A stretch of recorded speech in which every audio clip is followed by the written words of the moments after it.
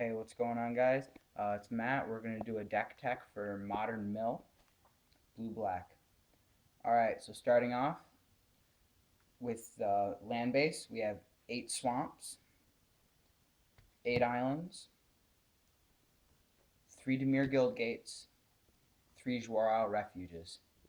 Jwar Isle Refuges, when they enter the battlefield, you gain a life, gets you with that starting instant life. Next, moving into instants and sorceries, we have 2 Traumatize, mills half your opponent's deck. 2 Crypt Incursion.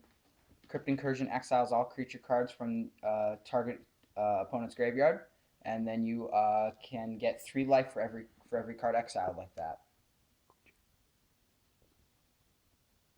Next, we have 4 Tome Scours.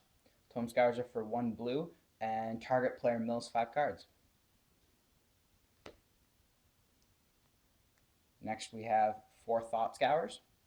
Thought Scours are for 1 blue, but target player mills 2 cards, but you also get to draw 1 card. Next, we have 4 Mind Funerals. Mind Funerals are 1 generic, 1 blue, 1 black. And then target player mills till they get to 4 lands. I've played this one against a Dredge deck, Manaless Dredge, and I ended up milling him his entire library in one go because he didn't have any lands. Won the game. Moving into curses, we have 2 Curse of the Bloody Tomes. Curse of the Bloody Tomes, you enchant a player, and then at the beginning of the upkeep, that player has to mill 2 cards. If you get 1 on them, that's great, but if you get a second one on them, that's milling them 4 every single turn. And you don't even have to do anything. Next, we have 4 Returned Phalanx. Returned Phalanx is a 1 generic, 1 black, 3/3 with Defender. However, for 1 generic, 1 blue, it can attack this turn as though it didn't have Defender. Next, we have 4 Wall of Frost. Wall of Frost is 1 generic, 2 blue, 0/7 with Defender. However, with Wall of Frost, whenever it blocks a creature, that creature doesn't untap during its controller's next untap step, which makes it so that way if it goes up against a card with Trample, the 7 keeps it from getting through, and then it also makes it so it can't untap. Next, we have 4 Sigiled Starfish. Sigiled Starfish are 1 generic, 1 blue, 0/3, tap to scry 1, makes it that way you can get out of those land heaps when you get into them, or you can also start cycling through the rest of your cards. Next, we have 2 Lazav Dimir Mastermind.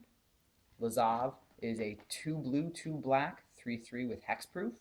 However, whenever a card goes anywhere into an opponent's graveyard, Lazav can become a copy of that creature. However, his name is still Lazav, and he still has hexproof. Next, we have 2 Fennex, God of Deception. Fennex is a 3 generic, 1 blue, 1 black, 4/7 with Indestructible. His devotion cost is for blue and black is 7. However, all creatures that I control have tap. Target player mills their toughness. So teamed with Wall of Frost, these guys can mill out quite a bit. Next, we have 1 Duskmantle Guildmage, 1 blue, 1 black, 2/2. The main ability that I use is generic of 1 blue, 1 black. Whenever a card is put into an opponent's graveyard from anywhere this turn, that player loses 1 life. I team that with Mindcrank. Mindcrank is an artifact 2 generic.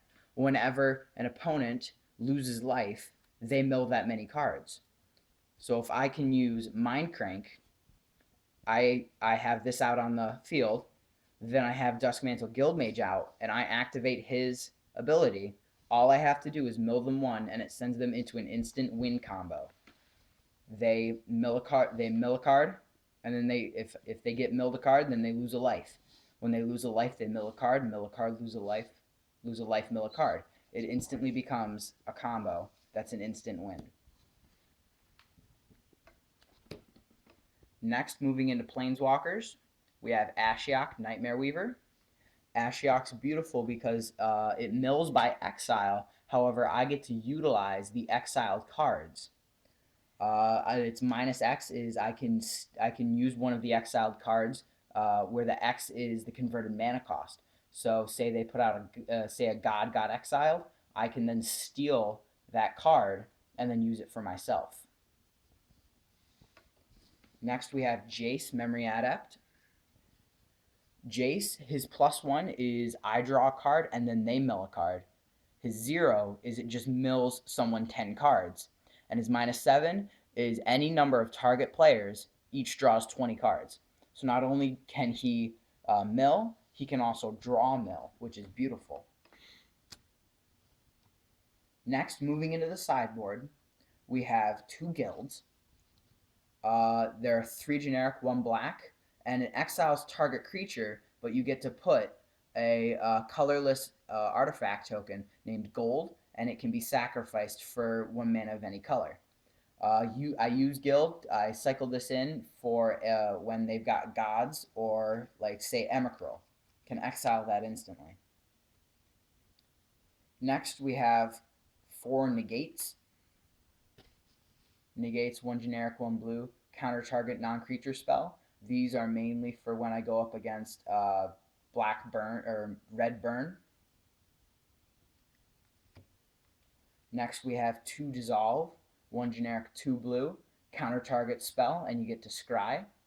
These are good again for going up against burn. Next we have 3 Dimir Charm, 1 blue, 1 black. You can choose to either counter target sorcery, you can destroy target creature with power 2 or less, or you can look at the top 3 cards of target opponent's library or target player's library. You get to choose one to put back, and the other 2 go into the graveyard.